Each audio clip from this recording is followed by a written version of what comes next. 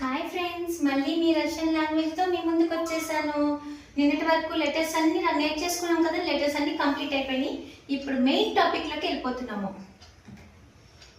Yeah, దీన్ని yeah అంటారు. Yeah అంటే నేను. తి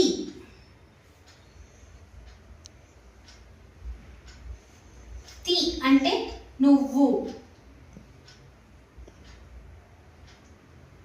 నిన్న మనం లెటర్స్ లో మ్యాకీస్ నాకు చోదిక్ నాకు రాసాం కదా. మ్యాకీస్ నాకు అంటే సాఫ్ట్ లెటర్ అన్నట్టు.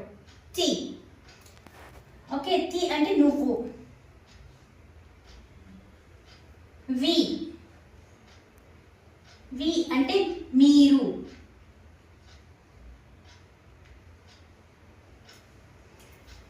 తర్వాత ఏతా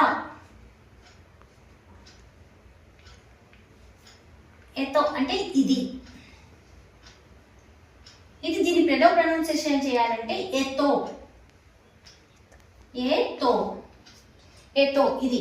యా నేను, తి నువ్వు, వి మీరు, ఎతో ఇది. ఓకే గైస్, ఇవి నేర్చుకోండి. నేను రేపు వీటి పైన ఎట్లా సెంటెన్స్ చేయాలో చెప్తా.